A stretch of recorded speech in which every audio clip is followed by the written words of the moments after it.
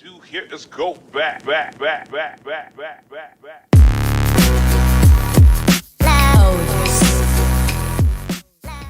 Welcome back to Fair It's Gone. Guest host, kind of, sort of. Not really. We got Gabe joining us here. Ryan is in Wyoming, so he might be gone at least for this week, maybe next week. Not sure. That's kind of a timetable we're not exactly sure on. But for the time being, at least for this week, we have Gabe Simmons here joining us, filling in for the spot. I mean, he's a veteran of the business here, so I'm not exactly worried about how this is going to go. But we're going to go with same thing per usual. Team of the week. We're going to get some team, staff of the week, offense of the week. The same stuff we've been doing recently. So I'm just going to get straight into the starting nine of the week. Behind the plate, we have William Contreras, 2 home runs, had a 1,200 plus OPS. Max Muncy had a heck of a week at first base, 3 home runs and 1,800 OPS. Adam Frazier for the Pittsburgh Pirates, 12 hits, 5 extra base hits, and a 1,181 OPS. Josh Fuentes from Colorado had 5 extra base hits, 13 RBIs, a 1,431 OPS. Trey Turner staying there again for the second week in a row, 6 extra base hits, a 1,200 OPS. Aaron Judge, hell of a week this week, probably the player of the week. 5 home runs this week with a 1973 OPS. Jonathan Daza going back to Colorado, 14 hits this week, batted .609.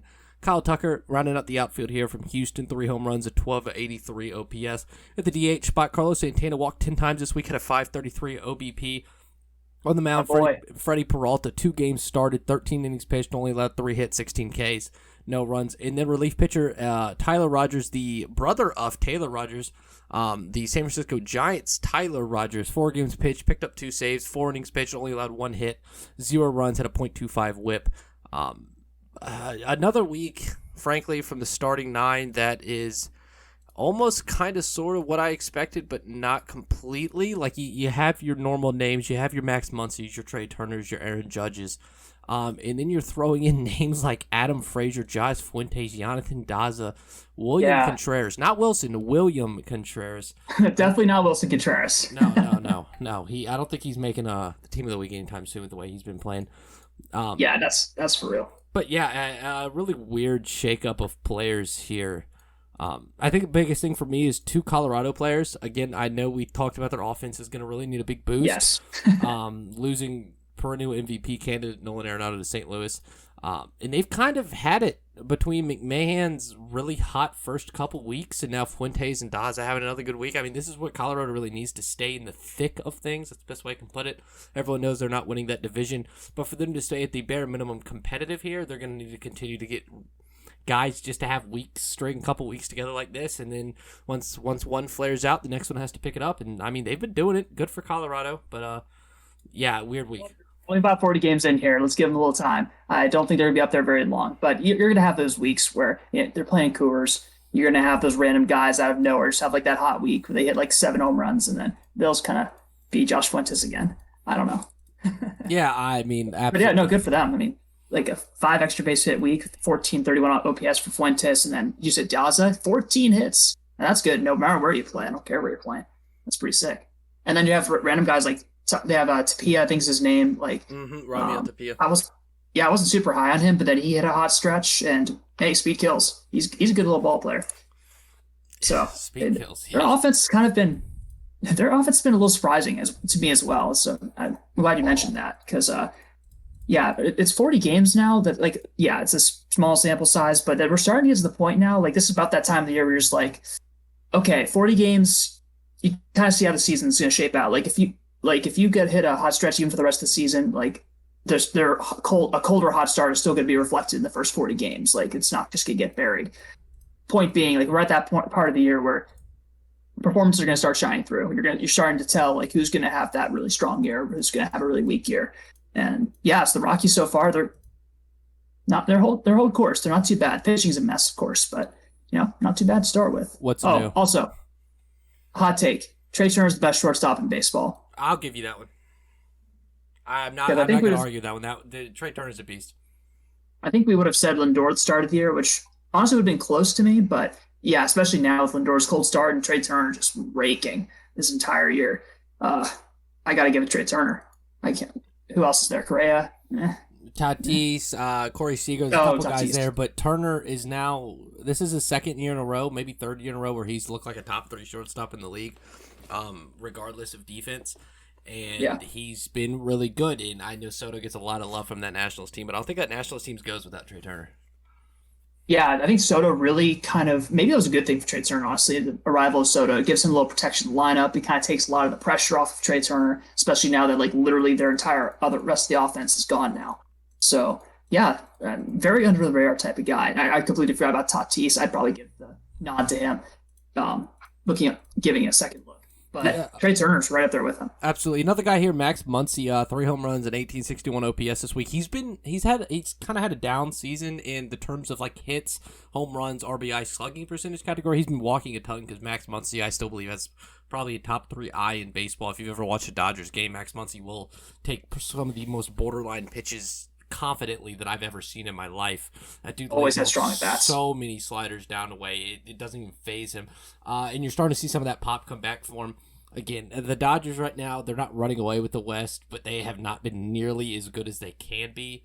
We'll talk about that a little bit later, but Max Muncy getting hot's going to help them out a lot. And then Aaron Judge, same exact thing. Aaron Judge has been solid this season, but this is the MVP judge that the Yankees fans won't shut up about, like ever. And for a Yankees offense that looks pretty much in the gutters right now, they need this. And then obviously Stanton as well has been stepping up recently.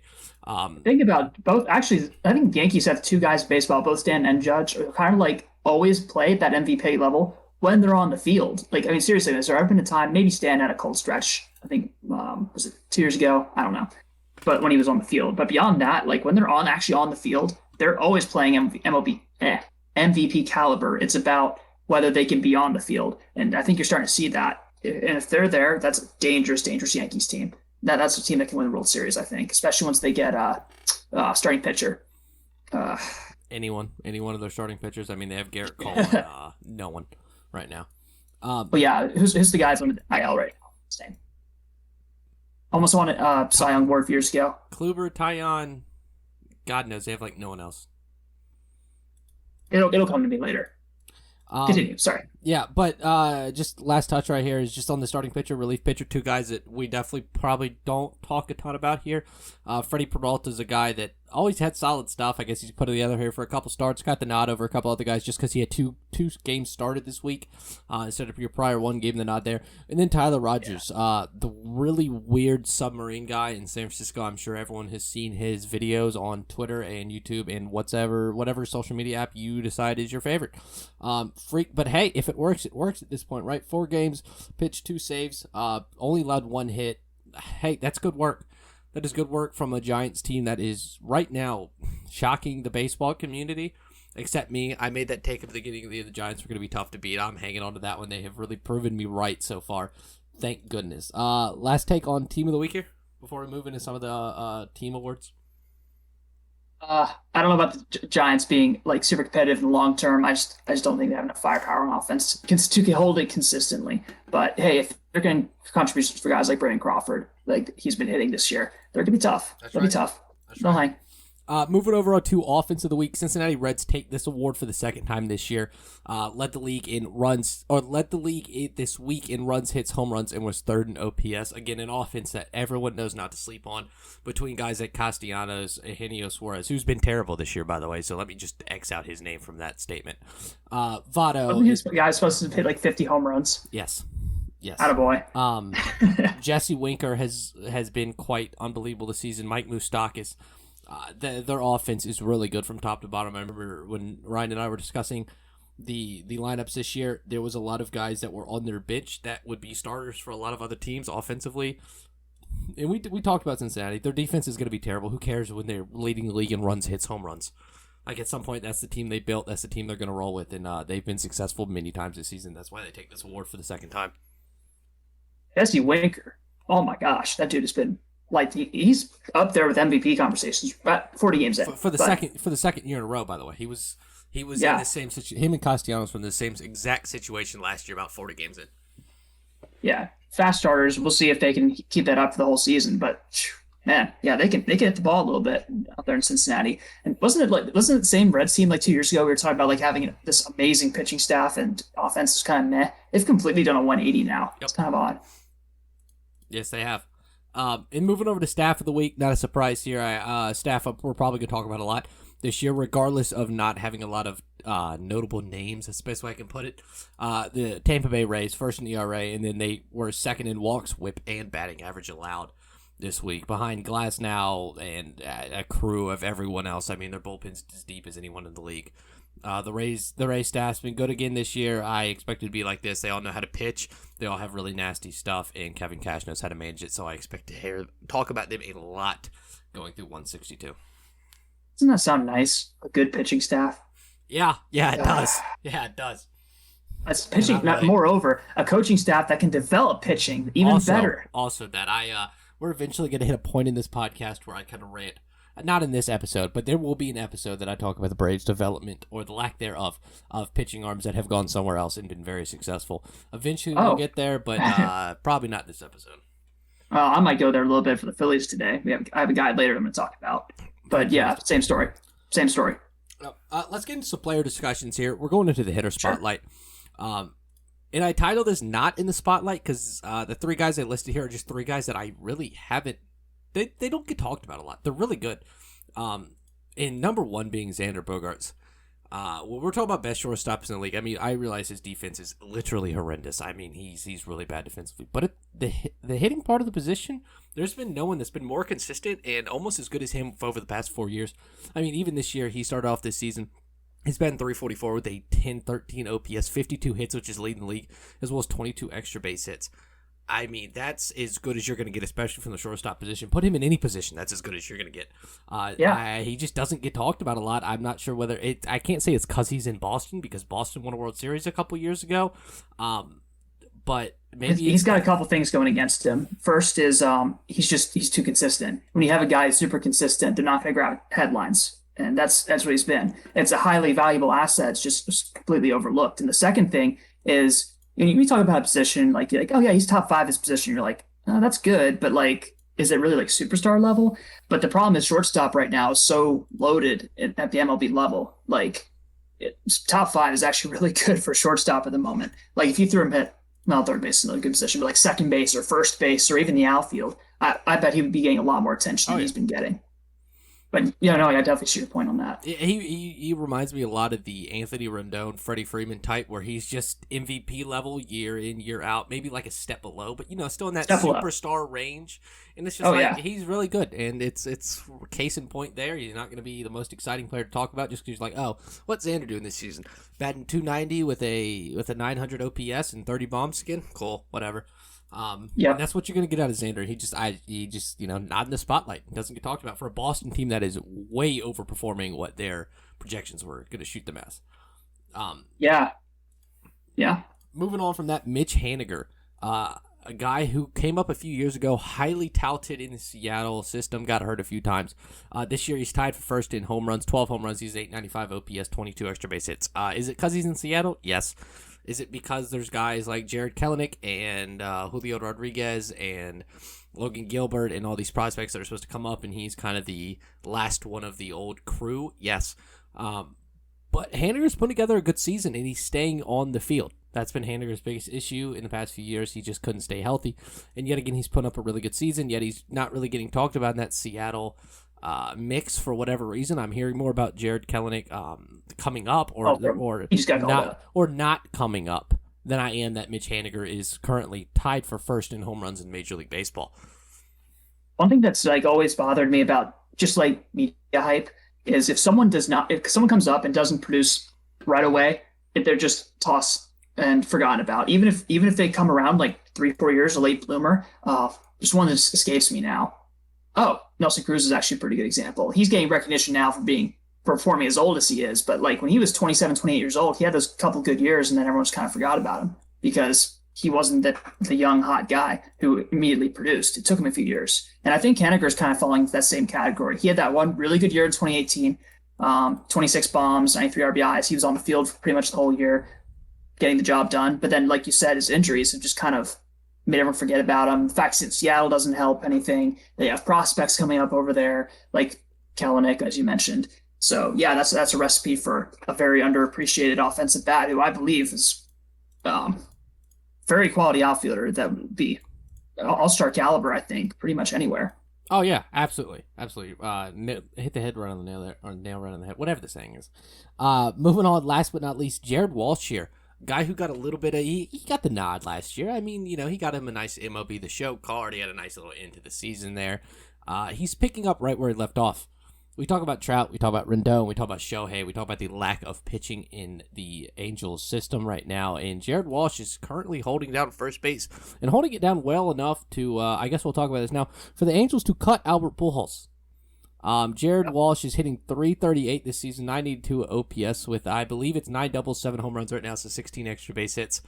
Jared Walsh has been very good this season. Good enough for the Angels to say, screw it, we're cutting Pujols. We're done with this time. We're just going to kind of eat it and roll with it. We'll touch on Pujols here in a second. But yeah, Walsh, I mean, he's been as good as a hitter as anyone could possibly ask. I mean, he's been better than Rendon since Rendon went over there. So that's a great ad for them. And frankly, he's been their second best guy next to Trout. Yeah, like even last year in his limited time, he got about 100 at-bats. I mean, he performed very well. And this year he's been even better. Yeah, I think that's kind of a no-brainer for the Angels. Save the money, maybe go get a pitcher at the deadline, or 2, or 12. Yeah. But no, he's been fantastic. If only they gets the pitching to, as we've said for the last decade, to complement that fantastic offense they've got rolling out there.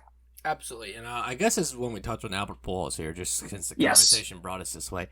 I mean, I want to tip my cap. Obviously, Pujols didn't have the illustrious continuation of his career in LA. He was all right. That's the best way I can put it. His last few seasons have been absolutely horrendous. It's definitely not the Albert that we remember. He's going to the Dodgers. He wants to win a ring. I have no qualms about it. I question if Albert just wants to win a ring and call it a career. Good for Albert. Of course, it's the Dodgers. I was at work. I got the Twitter notification from Jeff Passan. I wasn't surprised. I was like, of course it's the Dodgers. I figured it'd be either St. Louis or the Dodgers.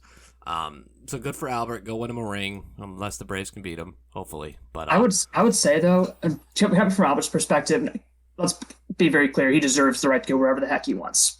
Let's just hit that right now. So no issue with him wanting to go to LA. Whatever, wants to go win a ring. That's great. I'm trying to think of like a postseason roster right now, and let's be very clear: the Dodgers aren't quite postseason position right now, but they're going to be. I don't know if he's going to make the roster, 26-man roster in the playoffs. I mean, think about it this way. Maybe for the World Series, like you want to have a DH caliber player off the bench or something, but like in an NL specific format. Yeah, I mean, think about the guys they've got already. Like, do they really need a right-handed bat who's going to bat 200 and can't run? Probably I don't know, man. But they might do it just for like the sentimental, just kind of respect out of for Pujols in his career, what he's done. And that's all I can really think of. But like just on a purely analytical perspective, I'm not sure he's one of their top 26 guys. Yeah, bingo. I think he'll take that 26-man spot just for the tip of the cap. Since someone like I wouldn't say Edwin Rios or Gavin Lux at this point. They're too valuable. But someone will not make the postseason roster due to King Albert being there. Again, I think you said it right. He deserves to go wherever he wants for how long he wants and whatever. It's that simple. Yep. I really thought he'd be going to St. Louis, but not disappointed, but not surprised. Is that the best way I can put it? That's exactly how I would describe it. Disappointed, but not surprised. It's like anyone going to like the Lakers or wherever LeBron's at, or it's like anyone going to like Steph Curry. It's like, whatever. Whatever. Whatever. That's going to wrap us up here for Hitter Spotlight. We're going to go into Hitter Lowlight, batter discussions. At least they play good defense, right? That's the best way I could put it. We got 3 guys here who are outstanding defensive players, like Gold Glove caliber players. This season they have been horrendous. We're going to start with Jason Hayward making the big bucks in Chicago. This season he started off batting 176 to 571 OPS. He's K'd 32 times.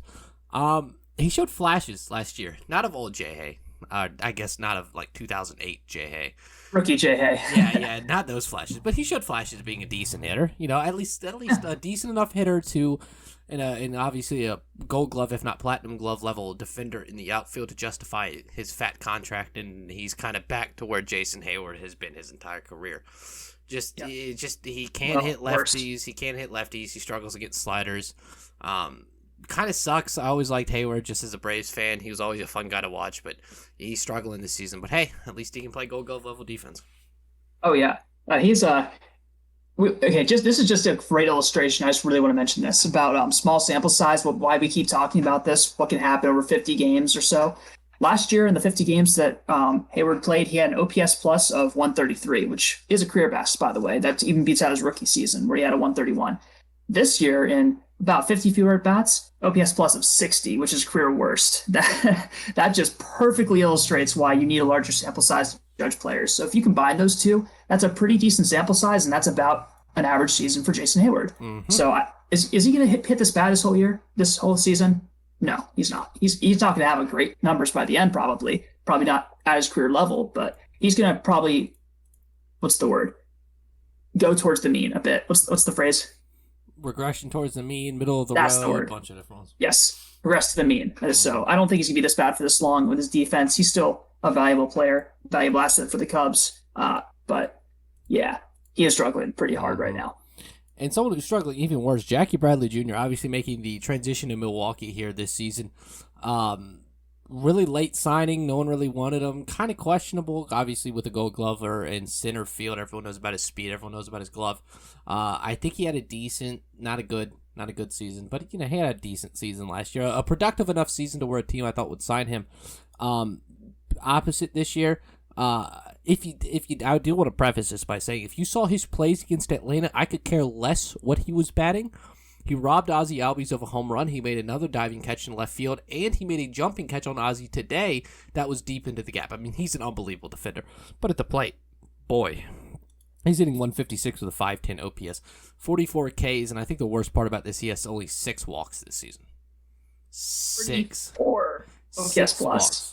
6 walks, 44 Ks. He has as many Ks as his OPS plus is. That is not going to win you many ball games if you have a guy's offense like that. No. Defensively, he's been amazing, like you said, and he's been pretty amazing defensively his entire career. I watched him. I think he robbed a homer against Phillies just like last week. Yeah, he robbed Ozzie literally yesterday.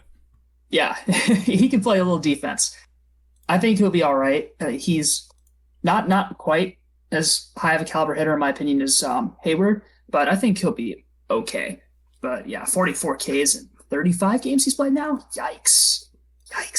Yeah, I think all these guys, including the next one, are capable of bouncing back. But boy, first fourth of the season already, or at least the fourth of the season done already. They're gonna have to get it rolling like now for these teams. The last one you're gonna mention is probably the one I have the most faith in. Oh, absolutely. Paul DeYoung hitting 177 this year, 648 OPS, 32 Ks. He has a little pop to his bat. He's swinging through a lot of balls that he usually hits right now. Again, gold glove level defender at shortstop. And a guy I think the Cardinals really relied on to be in the middle of the order along with Arenado here. As you said, I have full faith DeYoung's going to bounce back. He's been a good hitter his entire career. I have no questions about that. But he ain't started hot at all. Yep.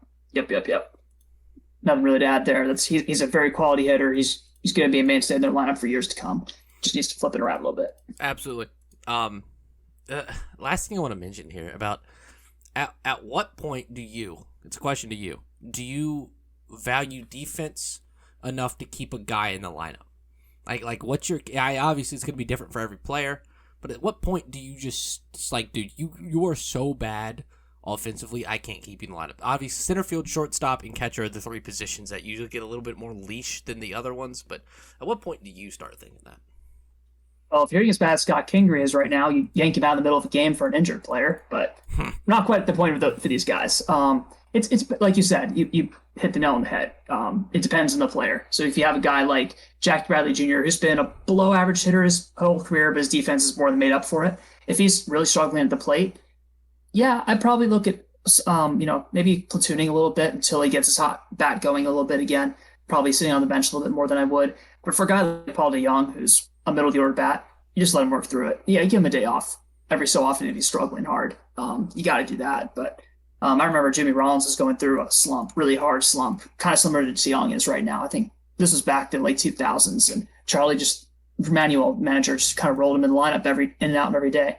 And took him about a month, but he got rolling. It was fine. So, yeah, I think DeYoung's kind of in the same boat there. It really depends on the player, to answer your question. Good take. Let's flip over to on the bump here. Pitcher discussions. Wait, how good have they been? And these are 3 guys that, boy, I didn't expect it this season. John Means, former All-Star John Means, by the way, He got the nod a I couple. did not know that. He got the nod a couple years ago with a 4+ ERA for the Orioles. He was their lone selection. That's why. Okay. But I guess he's living up to it this season so far. 8 games started this season. He's obviously thrown the no-hitter last week. But on top of that, he's a 1.21 ERA, and opponents are batting 152 off him. Hey, if the Orioles need a bright spot, here you go. Him and Cedric Mullins. Here you go. Cedric Mullins has been great this season. We've talked about him twice since our podcast started back up. But one time in 3 stars, another time in starting 9 of the week. And now you have John Means, who is throwing at legit ace-level stuff right now. So, Orioles, here's your bright spot. Love it. They both performed amazing, but John Means, lefty, crafty stuff. Hey, he's getting after it this season. So, big tip to John Means here. Tip the cap, John Means. Don't be mean to be the party pooper here, but I was just looking at Baseball Savants the other day just for some nice low-valued fantasy baseball pickups potentially, and John Means was right atop the list of luckiest pitchers. So sad to see that, but he has been throwing very well regardless of the luck he has been getting. Like, he's still throwing ace caliber right now, despite all that. So yeah, definitely a bright spot for the Orioles. I mean, anytime you have a guy that throws a no-hitter and 1.12 ERA, that's going to happen. Bingo. Moving on to ex-Oriole pitcher, ex-Brave, Kevin Gausman, now in San Francisco. This kind of helped San Francisco's entire run so far this season. Kevin Gausman, 8 games started at 1.84 ERA. He has 59 Ks and only 12 walks this season, kind of taking the bull by the horns here in this whole pitching mantra that we've talked about the last couple weeks, where it's been a whole lot of Ks and not a lot of walks. And he's fitting right in, which is usually Kevin Gausman's downfall, is a lot of walks. So he's keeping her in the zone, or at least his stuff's nasty enough to where he's getting a lot of swings out of the zone. One of the two. Either way, it's been working for him. It's really helping boost San Francisco here. Again, a name I really didn't expect to talk much about this year.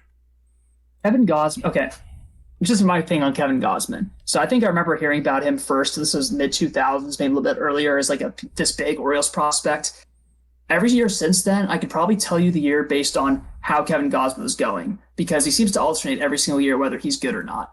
So it genuinely seems that way. It's like he sucked when he first came up, then he sent down, he got called back up, had a good year, then he got traded to another team, had a great year, then goes over to the Braves where he struggled really hard. And now this year he's suddenly really good again. So I genuinely don't know what to make of Kevin Gausman. I don't know whether he's good or not. I mean, I guess I don't know. It's been like 6-7 years. I still don't know whether he's good or not. Dude, so I guess he's good right now. Yeah. Let's stick in San Francisco here. Anthony Desclafani, 8 games started, 2.14 ERA, 0.88 WHIP, 41 Ks, only 11 walks. Another San Francisco Giant that is just outperforming himself. I mean, who expected Gausman, Desclafani, Posey, Longoria, Crawford, all these guys to perform the way they're performing and keep them? And last week they were first in the division. They are still first in the division as of today. That we'll touch on later. These guys have contributed to a literal division lead here through a month of the season, through a fourth of the season. Anthony Desclafani, I mean, he's spinning it up there. You can't complain about what he's doing. He came over from the Reds last season. I mean, he's very similar to Kevin Gausman, highly touted prospect in the Red system, kind of just didn't pan out the way everyone wanted him to. Now here he is in San Francisco, spinning the crap out of it, playing well, whatever. I don't know how much coconut oil Gabe Kapler's putting in their food out there, but whatever the hell he's doing, it's working. Yeah, let's talk about that, actually. Let's stay there. Now that you mentioned it. Gabe Kapler, a signing that before the rebrand, a signing that we absolutely tore to pieces for the Giants. That was the stupidest thing known to man. Has the Giants in first place through a fourth of the season. I would call that signing almost synonymous with the 49ers going out and getting Chip Kelly for that one random year. Like very, very similar situations. Like, well, close. There wasn't the whole racism thing for Gabe Kapler. But you have Chip Kelly, who had just been struggling, was obviously not working out at the major league level. And he goes over to the 49ers, who stank, and they stank even more with Chip Kelly. So as everyone predicted, this time around, you have Gabe Kapler, who made, I wouldn't say he stunk as hard as Kelly did, but he made a lot of questionable decisions, just very, very questionable with Philadelphia. Then he goes over to San Francisco, who's supposed to suck this year. Everyone's like, oh yeah, he's going to suck. And now suddenly they're in first place over the literal best team in the last decade, who's still at the top of their game, or should be anyway. And the Padres, who are like the winners of the offseason type of team. I don't know where this came from, how they're doing this, how they're getting this type of contribution from guys like Kevin Gausman, Anthony, I can't even say his name. Desclafani. Yes, that one. I don't know what's up with the Giants, man. Enjoy the ride. Enjoy the ride, man. It is an even year, so who knows? That's what I'm saying. Like, here's the thing. Here's the thing about the Giants and Gabe Kapler. I guess it's a little easier when you can just plug and play guys, right? Like, if I'm a Giants manager and I'm obviously just waiting on prospects to get up, I'm like, Longoria, go play third. Crawford, you're at second. Brandon Belt, you're at first. Posey behind the dish. Posey, you want a day off? Brandon Belt, you're kicking it to left field.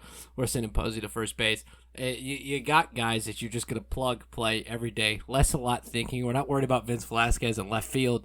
We're not trying to do anything like that here, right? We're just plug and playing guys, and we're just going to see what happens. And here we are. Here we are, right? Gabe Kapler stopped using his head and just kind of let things roll. And here we are. So whatever. Enjoy the ride. That's the best. You put it well. You put it well. Enjoy the ride. Flipping over to more of a negative note here. Beginning of the end for some of these guys. I'm not sure it's the beginning of the end. Maybe the end was a couple years ago. Maybe the end isn't here yet, and that's what we're about to talk about. Kyle Hendricks this year has been pitiful. 5.27 Yeah, it does. My fantasy team know it. Yes. 5.27 ERA. His batting average against is 311, and he's allowed 11 home runs this year. 11 home run. I think we all knew that Hendricks' lack of being able to throw harder than 90 miles per hour was going to catch up to him eventually in today's game of baseball. We've talked about today's game of baseball a lot recently and kind of how the throwing hard, up in the zone, sliders away, changeups down and in has been the meta. That's the best way I can put it for pitchers recently, and it's obviously worked. As you can see, the success from some of these guys. And Hendricks was the complete opposite. Sinkers down, a lot of crafty stuff. We knew it was going to come to an end eventually. I didn't think it'd come to this abrupt of an end. Hopefully he can figure it out here, and I think he can just because he's a veteran kind of guy. But he's been tagged up a lot this season. I don't know, man. I think it's a bit of an over-exaggeration to call it the beginning of the end. Like, he's only 31. Every single year except maybe his second season, very, very good pitcher. He's never really had a down year until this year so far. So I'm going to give him the benefit of the doubt on this one. It's only been 7 starts. He's gotten tagged. There's no doubt about that. But I think he can turn it around. Very similar to like Aaron Nola type, where if he's locating, he's going to get his outs. But if he's off just by any little bit, that's the downside of not having that velocity. If you can't pinpoint your spots, you're going to get lit up. So got to regain that a little bit. Did you say Kyle Hendricks is 31? He's 31. That man looks 45. He also pitches like he's 45. He really does. like you could have called me any age above 35, and I would 100% would have believed every word that came out of your mouth. 31 he genuinely and looks like 160. 50. That's what I'm saying. He pitches the same way. He can't throw harder than 80 most days. Need some of that Gabe Kapler coconut oil. Good. Rejuvenate skin. Yeah, just to make things worse here for Hendricks, his FIP this year is a 6.64. Yeah. No, he's just to make things worse here. Not trying to rub salt in the wound here. Moving on. No. Like, 11 home runs in 34 innings. That's like a home run every 3 innings. Oh my gosh, it's so bad. Yeah, that's definitely not the best. And we're staying here with a similar pitcher here. Not a lot of velo. Mike Minor here obviously had a really last good 2-3 seasons. 3 years ago with the Royals, obviously came out of the pen, was a lights out setup man for them, and then the year prior, he actually led the AL in pitching WAR. He was above Garrett Cole that season. Really weird. Last year, again, had a really good season. Maybe Mike Minor's only 33, but that arm's at least 55. I mean, he's had 2 TJs. I think he also had a rotator cuff thing. Like, he's obviously been busted up. So the velo's not there for him at all. He's getting roughed up a little bit. The ERA is definitely not respective of kind of how he's been pitching completely. Like, there's no outstanding issues with Minor. He's been pretty middle of the road, but it doesn't look good. It kind of looks like this is the beginning of the downfall here for Minor. Or I guess the second beginning of the downfall here for Minor as he kind of had that bounce back those few years. Yeah, this one I kind of agree with you. He had a couple really good years in there, although out of the bullpen, that in particular was a really good year. And then we started in 2019. That was a fantastic year. But this one, I'm more inclined to agree with you. I thought those years were more fluky than anything. Over the course of like what you'd expect from him in an average season, and his kind of struggling in 2020, struggling this year. Yeah, I agree. It's 2 Tommy John surgeries. It's going to catch up with you eventually. And I think we're at that point, getting there. Yep, absolutely. And here we are again with a guy who's lost a lot of velocity here. Zach Greinke, definitely not nearly as bad as the other 2 ERA-wise. He's a 4.18 this year. But 55 hits allowed. Kids are bad, and 275 off them. That's not pretty. I could care less what your ERA is. Eventually, if you're getting tagged up like that, it's probably going to get worse. Luckily for him, the Astros offense is really good. That's his saving grace here when it comes to at least winning ball games. But that's a little scary for Zach Greinke. I know he's been down the last couple years, but he's currently just allowed the most hits in baseball. It's not beautiful. You can usually get away with hits as long as they're singles. That has not quite been the case this year. He's given up 7 home runs. I think we're going to see a more steady decline from Greinke. I don't think it's going to be very sudden, kind of like a guy like you'd expect from Mike Minor. Or, not really Kyle Hendricks. More like Mike Minor. Just kind of like the arm just dies. Mm-hmm. I think it's going to be a slow, steady progression for Greinke. We're in the midst of it right now, if you ask me. But he's still a productive starting pitcher. He's still about average, league average, maybe a little above average. That's pretty darn good for age 37 season, especially with the velocity he throws. He's got a lot of junk he can mix in. He's going to be that crafty guy, and if he pitches into his 40s. So I think he can hang around a few more years. But yeah, he's definitely we're not going to see 2015 Zach Greinke again. Let's put it that way. Yep, I agree. I think you put it real well there. I was trying to figure out how Zach Greinke didn't win the 2015 Cy Young, and I remember that was the year of Jake Arrieta. Oh yes, that's right. even though I'm pretty sure Greinke's almost every number except strikeouts is better, but regardless, we won't have that discussion today. Let's kick it into some standings here. That's going to wrap us up here for player discussions. Starting in the AL East, per usual, Boston's up top of that division at 25-17. At 1.5 games back is Toronto, 2 games back New York, 2 games back Tampa, and 7 games back Baltimore. Yankees need to get it going. Yankees need to get it going. Boston's played really well. I mean, according to all the run differentials and expected wins, they're just about where they all should be. Maybe you flip the Yankees and Tampa Bay here. I just really think that that New York's everything's got to get rolling. They got to find a pitcher. I mean, they have Garrett Cole, but past that, it's been. Luis Severino. That was the name I was trying to think of earlier. Thank you. Yeah, sorry. He's been on the DL for 4 years. We've had this argument with Ryan that he's supposed to be productive, but I haven't seen him since he was a rookie, so I could care less about Luis Severino at this point. He's not going to be Cy Young caliber, no doubt in my mind about that, but he could probably be productive. We'll see. Gotta give him a chance. Yeah, he'll make a few stars before he blows his arm out again, sure. Yeah, you're probably right about that. Sure, here we are. I think the AL East kind of turned into the NL East in terms of all the teams being good except for one. Yes. Kind of interesting. Yes, absolutely. I mean, Boston's played lights out this season. There's no doubt about it. Yeah. I mean, they've scored 217 runs. Their offense is kind of exactly what we expected out of a core of Bogarts, Martinez, and Devers. I mean, they've been as good as penciled in. And then you add guys like JD Martinez, Kike Hernandez, and you had guys like that around the core of JD Martinez, around Bogarts, around Devers. You're going to get this kind of production here. Christian Vasquez, their offense is exactly what to be noted, and they've pitched it decent and well enough for them to outscore their opponents. I mean, they've allowed 172. Yep. It doesn't make a difference when you score 217, though. Yep. One of those pitchers we're going to talk about later because I'm very frustrated about it. You probably know exactly what I'm talking about. Uh-huh. And Toronto here, they're doing all this without George Springer this season. Don't sleep on Toronto. Yep. They're going to get better. They're good. Just having watched the 3-game series. Vladimir Guerrero, by the way, was not high on in the past. I am now, after I've watched him 3 games. That dude is freaking strong. Holy crap. He hit a ball today. It wasn't a home run.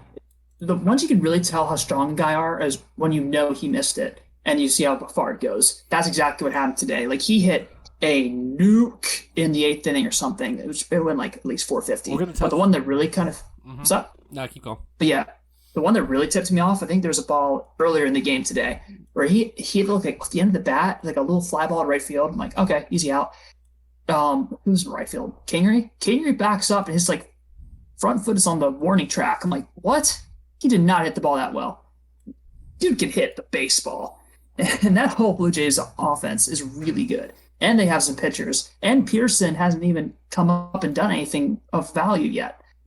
Don't sleep on the Blue Jays. I think they're going to make the wild card, at least. At least. So I'm going to touch on Vlad Jr. later. I got a kind of comp here that I don't know. It might be out there, but we'll see where we're at with it. Moving over to the AL Central, Chicago, the White Sox are on top 24-15, been hitting the crap out of the ball this season and pitching the crap out of it. Second up, Cleveland is 2.5 games back. Kansas City is 6.5 games back. Detroit, 10.5 games back. In Minnesota at 13-25 are 10.5 games back. Minnesota is still a train wreck. Every week I wait for them to go on like a 6-win week, and they don't. They've got to be the biggest prize so far. I mean, they're 2-8 in their last 10. They've allowed 195 runs. I knew their pitching staff was not going to be good. I didn't know it was going to be this kind of bad. And their offense isn't helping. They were in a very similar position to where Boston, where I thought they had a really good core group of offensive players and not a lot of pitching. And what goes right is when you're Boston. When it goes bad is when you're Minnesota. On paper, this looks like a really good team. Particularly starting pitching has been way worse than you'd expect. I don't know what to make of that. I think they're going to turn around. I don't see anywhere they could possibly go but up. But man, gotta be the most shocking record of all in baseball so far. Yes. Except maybe the Giants. I think I'd tip it to Minnesota. We expected Minnesota to. Yeah. I really thought Minnesota was not going to run away, but I thought I was higher on them than I was on the White Sox. I thought the White Sox were a little bit unproven. We're going to have to wait to see a little bit. I thought Minnesota had just a lot of guys who had been there, done that. And I just expected him to get out of there, get hot, run with it. But no. Now that the White Sox have been spotted like a 10-game lead over the Twins and a couple games over the Indians, I really think they're going to run away with this division now. Do you really think the Indians are going to keep up with them? No. Maybe. No. Maybe. I don't think so. I think the White Sox got this division already on lock. Already. Lock, fourth way through the season, I think they're. I don't have any doubts about it, frankly. I give them a 90% chance of winning it at this point. Yep. Bouncing over to our last AL division here. Oakland is 25-17. Houston's half a game behind them, 24-17. Seattle 3.5 back. Angels 6.5 back, and Texas is 7 back. Pretty competitive division, honestly. Me and Ryan talked about Texas last week, where they have guys like Kiner. I'm not even going to try to pronounce his name. Tried it last time. Said Falafel. Got made fun of it for it. But yeah, yeah. It's Kiner Falafel for you. Thank you very much. Adolis Garcia's had great weeks for them. He's kept him competitive. Obviously, the Angels need pitching. They've allowed 220 runs this season, which is horrendous. Seattle's 500 above 500. They're 21-20. And we talked about Mitch Haniger earlier. They've been competitive. Houston is playing way above their record right now. Houston should be way better than they should be. Frankly, they have a plus 56 run differential right now, and they're in second place. And Oakland, on the flip side, is playing way above. They're 25-17. They shouldn't be there with a negative 8 run differential. But either way, very competitive division right now. I think I give the edge to Houston overall. But if you just kind of showed me this on paper, like before the start of the season, like, yeah, I can see that. I can definitely see that. Mm-hmm. The Angels maybe I would have expected to be a bit higher. Even as bad as their pitching staff is, I can't imagine it's going to continue to be that freaking bad. The way their offense has been, I don't think it's going to be that bad. It's bad, but I don't think it's going to be like want to blow up, nuke the whole pitching staff type of bad.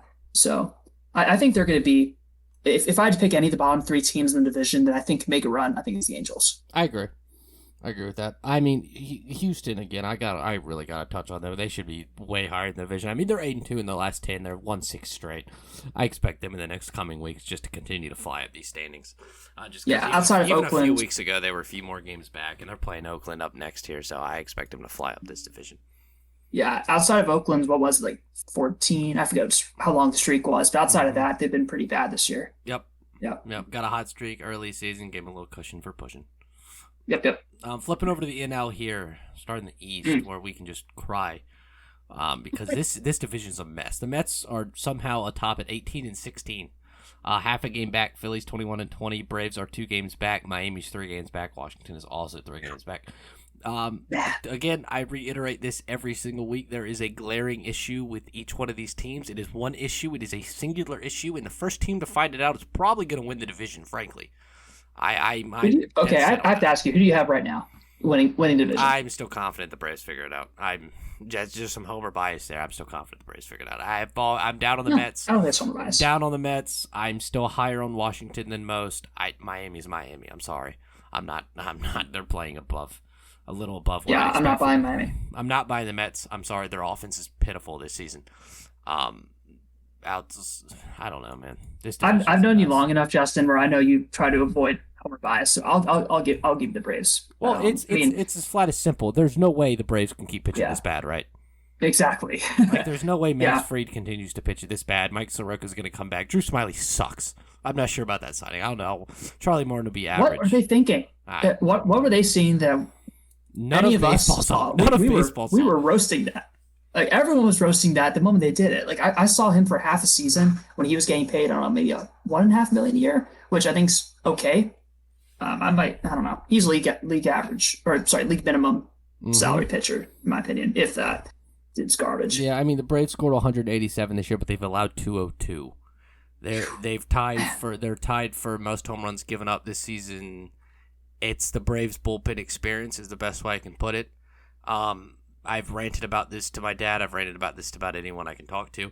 The idea that AJ Minter was suddenly a lockdown closer after like 2 good postseason performances is still mind-blowing to me because he's been complete ass his entire career. I mean, terrible. His entire career. He was literally like the 25th man. He'd get sent up, back down, sent up, back down, sent up, back down. Has one good random start, 3-inning start against the Dodgers, and people were praising AJ Minter like he's Craig Kimbrell when he was with the Braves. I don't understand. And I somehow our front office decided, yeah, that's a good idea to let go of Mark Melancon, who won Closer of the Month last month, by the way, for San Diego, and then not re-sign Shane Green until last week. Oh, hey, yeah, sorry. 2 veterans who have been there, done that a million times in their career, all-stars. Now, you guys go, don't worry, we have A.J. Minter. We have A.J. Jacob Minter. Webb, don't you worry. I don't Oh, my it. gosh, Webb is so bad. Yes. He is so bad. Yeah, man. I don't get it. When the Phillies were playing the Braves recently, I forget which game it was. I think the Phillies came back and won it.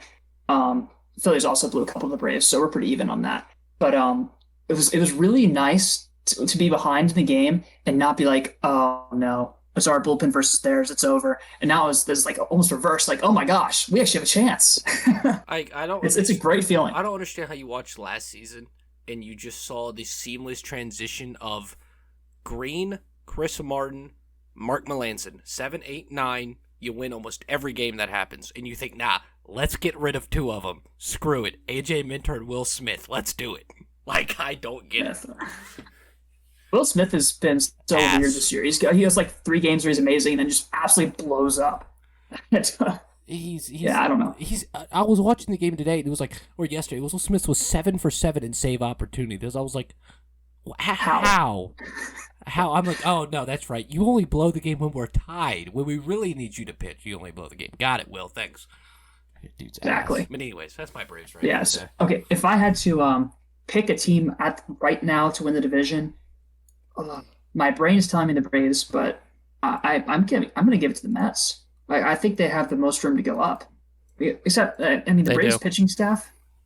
I don't know, man. I think the Mets have too much potential in offense that they haven't reached yet. Lindor, I think, was a little overrated offensively, but certainly he's not under the Mendoza line. Pete Alonso is starting to turn on a little bit. He had a home run yesterday, I think. What's his face had a slow start. Jeff McNeil is one of the best hitters in the division. Without a doubt in my mind. Conforto's an pure all-star. Conforto's amazing. Just up and down that lineup is really good, and they've all been cold like at the same time, and that's a recipe for a lot of losses. But even with that, they're still 18 and 16. Like, they're fine. And here's the thing about the Mets, and here's my final take about the Mets: is when this offense gets going, the pitching staff's going to come back to earth a little bit. Look, Jacob DeGrom is Jacob DeGrom. Jacob DeGrom right now is a Hall of Famer. Like, period. Like, I'm not going to argue that. Jacob DeGrom is prime Kershaw level of talent. He's ridiculous. I'm not high on Marcus Stroman. I've made that very clear on this podcast many times. Taijuan Walker is not going to continue with his 2-some ERA. That's true. Who is there? Who else is in the road? Noah Syndergaard can't stay healthy more than 5 games a season. He's not healthy now. David Peterson. I think their pitching staff's going to come back to earth the moment the offense starts to roll, and we're going to be in the exact same situation. Because I'm very high on Conforto. I'm very high on McNeil. I'm very high on everyone not named Pete Alonso in that lineup. And even Pete Alonso, he's still an all-star. It's not. I'm not. I'm not singing his MVP praises, but I still think he's very good. Yeah. I agree with that. But here's my thing about the Mets pitching staff, because I think right now the rotation is like one person short. Like, Taijuan Walker is not an ace, but he's a good 3 guy. He's a good 4 guy. And you have DeGrom, who's an obvious ace. Marcus Stroman, I'm a little higher on him than you are. I think he's a strong pitcher, definitely above league average. A good number 2, not like world class number 2 type starter. A good number 2 pitcher. You get one more guy in that rotation. That's to me a World Series caliber team. And I think if any team in the NL East, they're the ones going to go out and make a move. That's fair. Of anyone. The Phillies have no one in their minor leagues. I guess the Braves. My Braves might be able to go and get someone. LOL, the Braves going and getting someone. Exactly. So then you end up the Mets. So yeah, the Phillies, their offense I think is better than they've played, but they have less room to go up than the Mets do. Phillies pitching staff's been really good. And the Braves I think probably finish second. So if I had to pick it right now, Mets, Braves, Phillies, but I think it could go up in any order depending on who gets hot when. Because like you've said, Justin, it's been like one problem for each team, and whoever figures it out first is going to win it. Yeah, I mean, it's just at some point it's like, hey, remember that time in 1993 when the Braves made a big move for Fred McGriff, and suddenly they went from average team to World Series competitor, and like 2 years later they won the World Series. It's like, hey, we did that. We're never going to do it again. Don't worry. Now, screw that. Don't worry. Drew Waiters is still there in AAA. Do we have a spot for him? No. But don't worry. We have prospects. We're on the top 30 prospect board. Oh, boy, oh, boy, oh, boy. We have Braden Shoemaker. Yeah. Like, give me a break. Like, welcome to the Atlanta Braves. Yeah, no, but you make all valid points about the Mets. I agree with that. I think that's enough of our soap operas in the East. What about the Nationals? Do you have any quick thoughts on them? I'm high on them. I like the Nationals. I think I don't like Schwarber. I really like Turner. I think Patrick Corbin, the moment he bounces back to at least a bare minimum league average pitcher, I think he has the worst ERA in baseball right now. Did you see him against the Phillies the other day? My gosh, he was shoving. Yeah. He threw a really good game. Once he comes back to at the bare minimum league average, if not where he has been, which is not Cy Young, but all-star level, the Nationals are going to pick it up a little bit because, sure, and Strasburg's hurt. I mean, I know. I went on a rant last pod about it. What a surprise Strasburg is hurt again. Scherzer, Strasburg, Corbin, one of the best 3 when they're on in the game. You'd pair that up with Turner, who's an MVP candidate, and Soto, who's an MVP candidate. I think here's a great comparison. Great comparison. My thoughts on the Nationals this year. 2012 Phillies, the year after the last really good Phillies team, because the offense had been kind of going to crap, and then they still had their top 3 guys. They still had Roy Halladay, they still had Cliff Lee, they still had Cole Hamels, and everyone was like, yeah, they're still gonna be really good. But that was the year Halladay started kind of tailing off. Like you're starting to see with Scherzer now. Cole Hamels, he's kind of analogous to, I think, Strasburg and Corbin. Corbin's a good analysis. And then Cliff Lee was still really good, kind of like Strasburg is when he's healthy. It's a really good comparison, actually. So the Phillies ended up that year going 81-81. I think the Nationals are a little better than that, but I would not be surprised if they ended up right around the 500 mark. That's fair. That their offense is just too weak for me. I mean, they have the top 2 guys. And Soto show. They are literally the Exactly. Turner and Juan Soto show. I think me and Ryan talked about it. The move for Kyle Schwarber was very puzzling to me. It didn't make any sense. Josh Bell had one hot start last season. Was it 2 seasons ago, maybe? He had a hot first half. Yes. Yeah, had a hot first half. On that, he's been actually a below league average hitter, so it's just like, But anyways, let's move on to the Central here. This division seems to be kind of working itself out the way we all thought it would. St. Louis is 23-17, sitting on top. Milwaukee 2.5 games back. Cincinnati 3 games back. Chicago 3.5 back in. Pittsburgh 6 games back.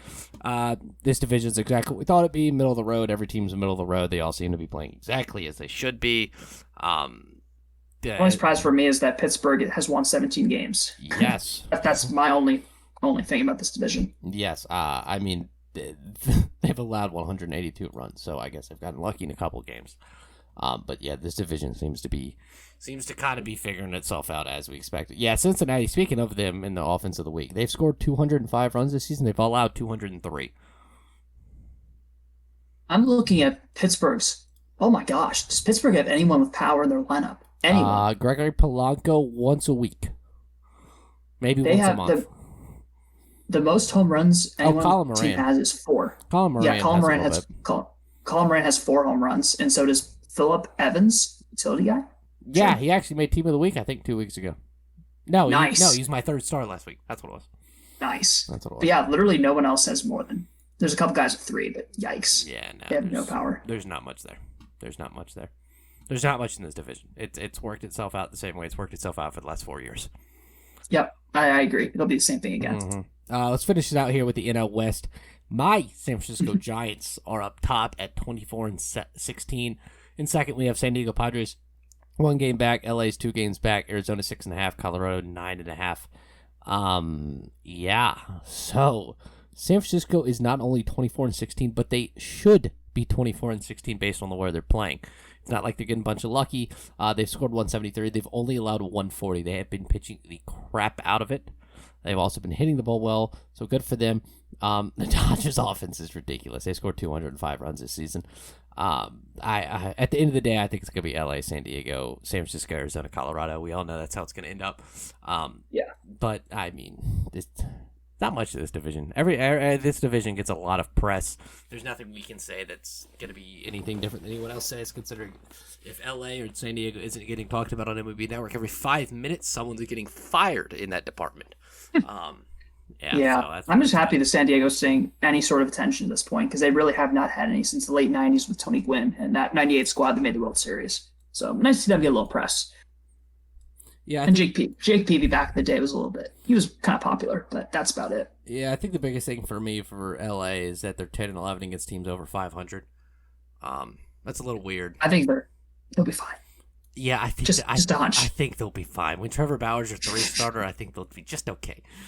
Just okay. They'll be okay. When Trevor Bauer every other starts throwing 7 innings, 11K shut pieces, I think they'll be fine.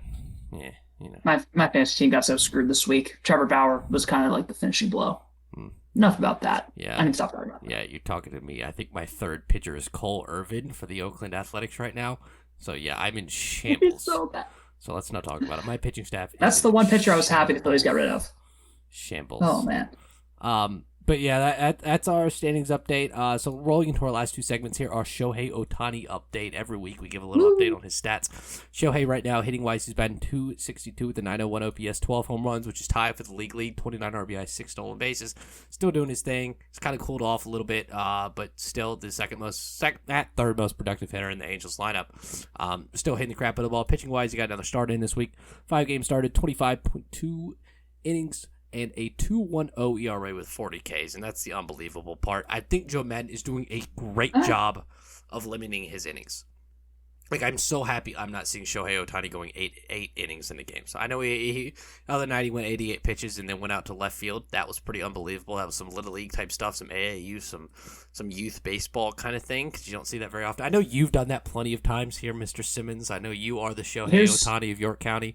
Yeah. But, you know, Major League Baseball here. So my thing about that is it's got to be like right after you're done pitching. You can't have any time off while your arm's still warm. 88 pitches, you're still in that range where you can still do something. You start getting that 100-pitch range, you got to shut it down. That's too much. But I think around 88 is kind of your border. And here's my thing. If it's a close game, you're still right there. It's like a 1-run game. Do you want a guy who's hit 12 home runs in your lineup? Hell yeah, I do. We're trying to win here. So I don't – maybe DH probably been a better move, but if you have a guy in the DH slot, you really need to be playing DH. I don't have a problem with that. That's pretty cool. Yeah. I mean, you can't kill the DH. That's probably what the rule is. That's why you have to go to the field. Bingo. Okay.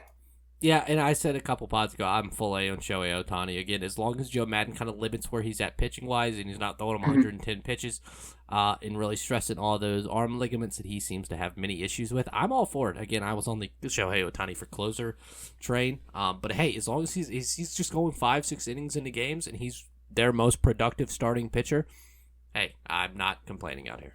I don't know, man. It has been a little while since I've been on this pod, which we glanced over quickly. But I think one of the last takes I had, or that we really had an argument about, was whether Shohei Ohtani would be a productive pitcher again. And I'm pretty sure you were full in the train of no, he was not.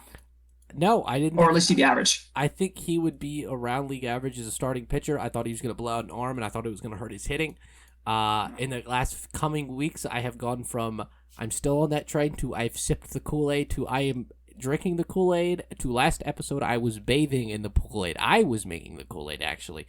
I'm full in on the Shohei Ohtani train. Choo-choo. Let's get after it here. He is their second best player. It's not necessarily close because he's their only productive pitching option right now. Only one. The only one. Literally, that's not Period. an exaggeration. Like his ERA is 2.1. What's the rest of the team's ERA? Like 6.5. It's like the Phillies bullpen except all the time. I can't. I'm so sorry, Angels fans. I really feel for you.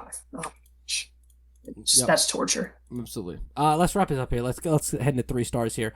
My first star, Lance McCullers. This 2 games started this week. He went 1-0 at a .64 ERA, 14 Ks. Again, a Houston team that we just mentioned should be way above themselves where they are in the record.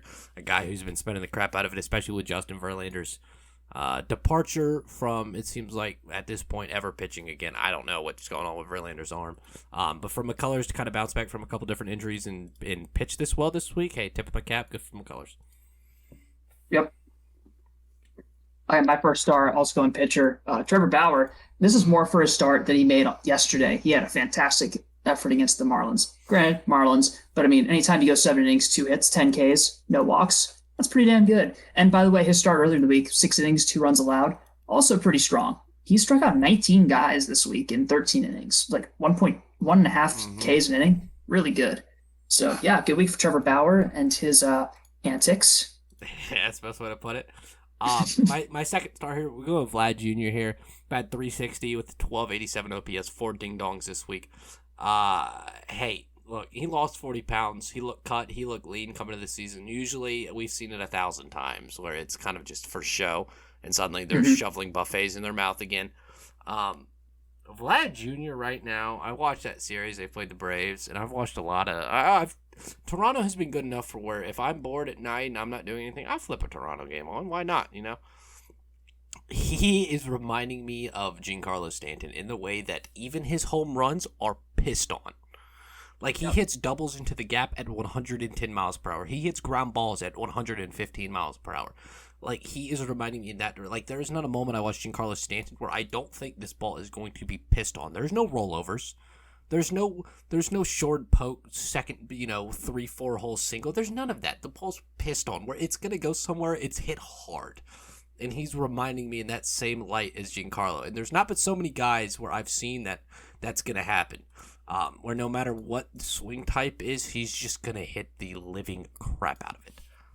I'm watching his home run from earlier against the Phillies, and he hit, I don't know if you've seen it yet on Twitter or something, but there's basketball courts like across the street or in like left center field. He damn near he might have hit it onto that basketball court. He absolutely pissed on this ball. So no, he's, in terms of strength, I still give the edge to Stanton, but he is right there. He is right there. So, yeah, I think he could be the next Giancarlo Stanton. The thing about Vlad Jr. is his home runs aren't these big towering shots. Half his home runs are just piss missiles that get over the fence. Yeah, I'm just like, oh my God. Yeah, that's what this one was. Same thing as Giancarlo. I remember watching Giancarlo's MVP season. There would be line drives that just kept on going up out of Miami. Like, they barely cleared the fence, and then they were on the concourse in about half a second. And that's what Vlad's home runs seeming like. Just to read you off some baseball savant numbers, he's 97th in average velocity, 97th percentile, 98th percentile max exit velocity, 84th percentile in hard hit percentage, 93rd in expected slugging, 92 in expected batting average, 95 in expected weighted OBA, 80th in barrel percentage, 83rd in K percentage, 95th in walk percentage, which has been the biggest thing for him this year. He's walking a ton, and 91st in chase rate as well. 47th in sprint speed, so he's not exactly slow. He's that 40 pounds he cut off, like we've been saying for years, has really helped him out.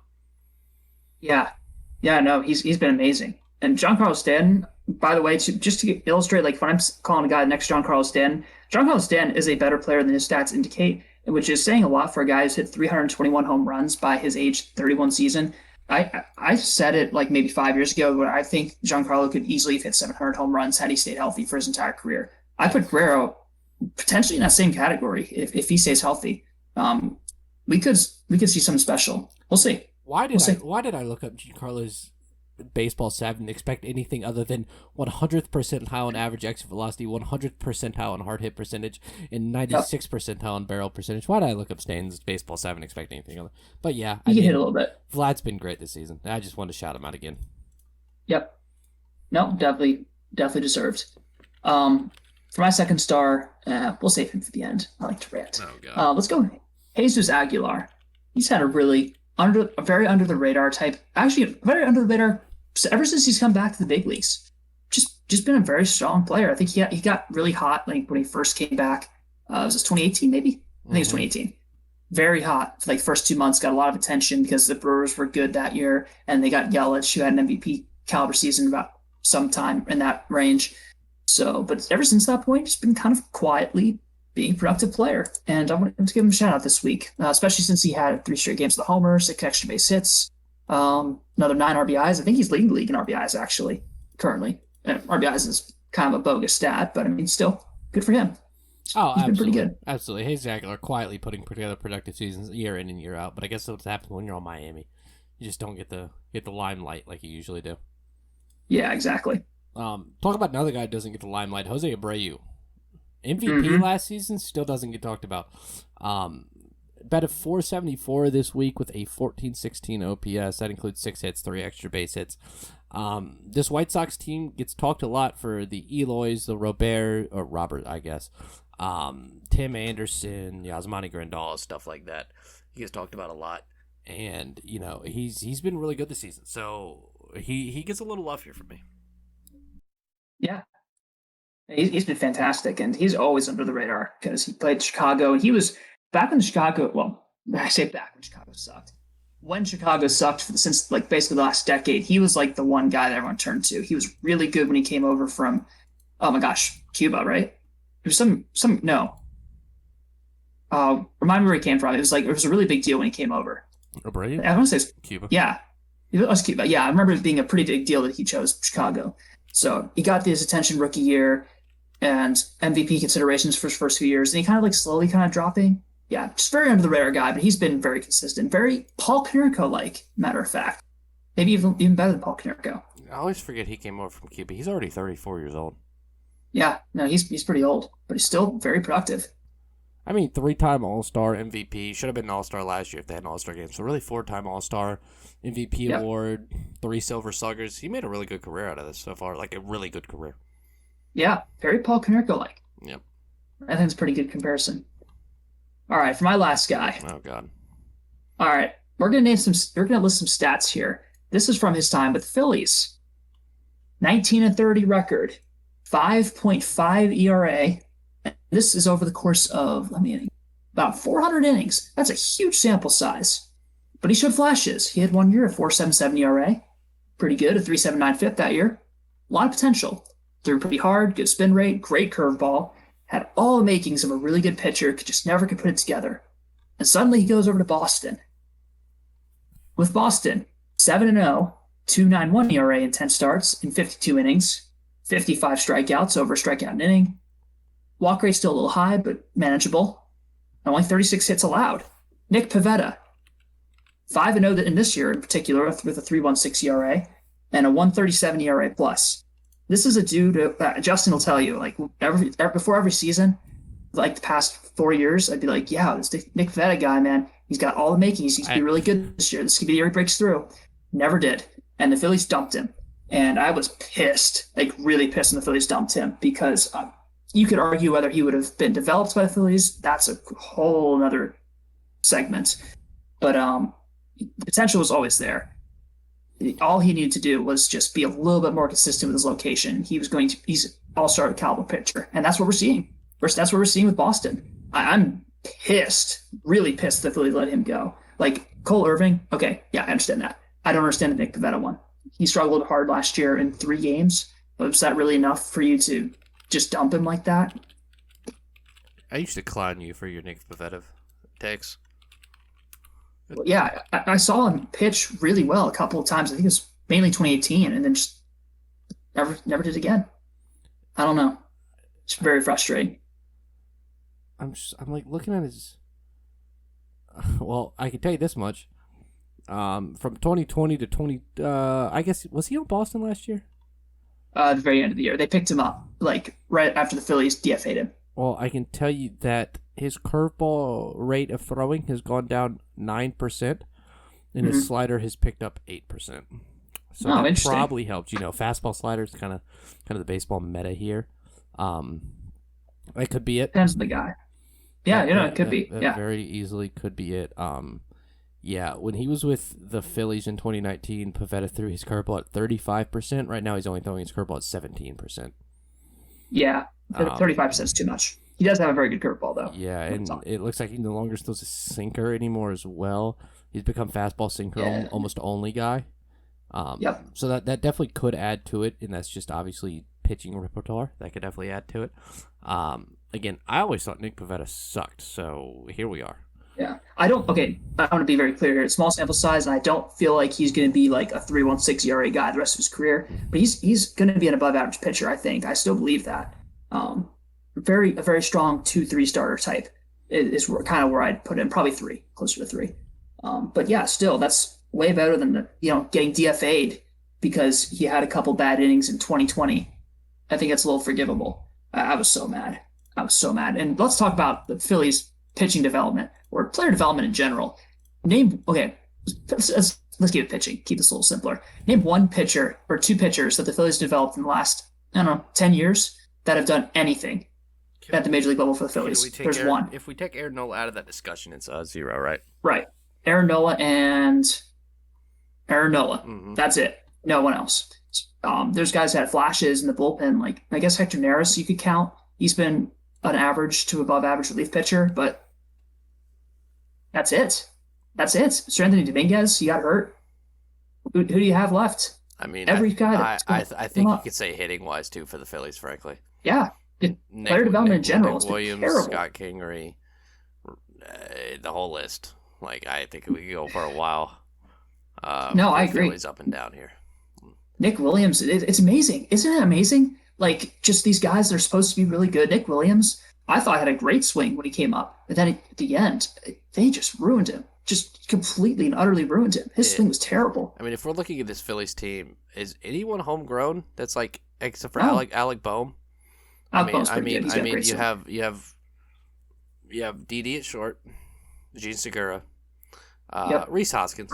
Rhys Hoskins there. Hoskins, but he's been screwed up, I think, a little bit. JT behind the plate, Harper, Quinn and Hazley are not. They don't move the needle for me here. And then McCutcheon. So that's the majority of your offense, obviously developed and played somewhere else first. And then pitching staff, Nola, homegrown, and then you have Wheeler, who's he's all right. He's been better than all right so far this year. He's been good this year. I'll give him that much. But a Mets product.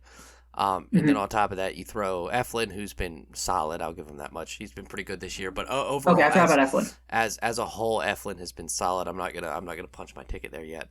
Vince Velasquez has been as good as a left fielder as he is a major league starting pitcher. And then whoever you feel like throwing out for the fifth. I know Spencer Howard had a decent year last year. He hasn't done anything this year, though. So, yeah, it's kind of been lackluster there for the Phillies when it comes to player development. And it hurts even more when you see these guys bounce away from your own team and have a lot of success somewhere else immediately. I've seen it with the Braves a few times. Just to name one of the more recent one, Lucas Sims. He was in the Braves staff. He sucked for a few years. Next thing you know, he's on Cincinnati, poaching in the postseason for them last year with a wipeout slider. And Lucas Sims even went on Twitter and talked about the Braves pitching development itself. It was like, they didn't let me throw this pitch, and suddenly I go to Cincinnati, they let me throw. Next thing you know, I'm doing X, Y, and Z, and I'm a major league setup man. So, hey, it seems to be kind of similar to Pivetta. Hey, I don't want to throw my curveball, I want to throw more of my slider, and here we are having success in Boston. I don't know what it is. I don't know if it's set in your old ways. I don't know if it's. I can't guess anything. But it's a little ridiculous that we're seeing it from both Philly and Atlanta. I think we see it from a lot of teams, frankly. Guys that just go somewhere else and get really good, like Jake Arrieta in Baltimore. I think we see it a lot in Baltimore. Actually, is another team we see a lot of this happen for. You see Kevin Gausman now. We've seen Jake Arrieta from Baltimore. We see it left and right from a lot of these different teams. It's really weird. Yeah, I think over the last couple of years, player development's really been kind of like the thing that I've really focused on more than I used to in the past. Because you have these teams that don't always have those really highly advertised minor leagues, but suddenly they keep churning talent out. The Cardinals were like this for a bunch of years. Kind of slowed down now, but they're still churning guys. Dodgers are consistently churning guys out. So on Twitch, I have a guy, one of my buddies, Ray, actually mentions another name we didn't even hit on. Mickey Moniak has gone from first round pick to not touted at all, at all. Let's talk about the Phillies. Just the whole rebuild process has been so bad. It's genuinely one of the worst rebuilding programs that I've ever seen from any team in any sport. Like even the 76ers, like people clowned on them a bit, but they still got Joel Embiid, and they're still a pretty strong team right now.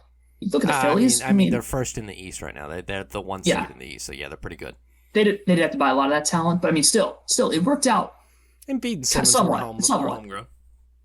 It's somewhat worked out for them. They almost made a finals a few years ago. They're all right. The Phillies, on the other hand, have still not made the playoffs since 2011. They haven't even come close to making the playoffs since 2011. The player development has been terrible. Now, granted, they've had some bad luck in there. Like the Mini Moniac year, there was no definitive number one pick. It was one of the weakest draft classes like ever. But still, the fact they developed like no one.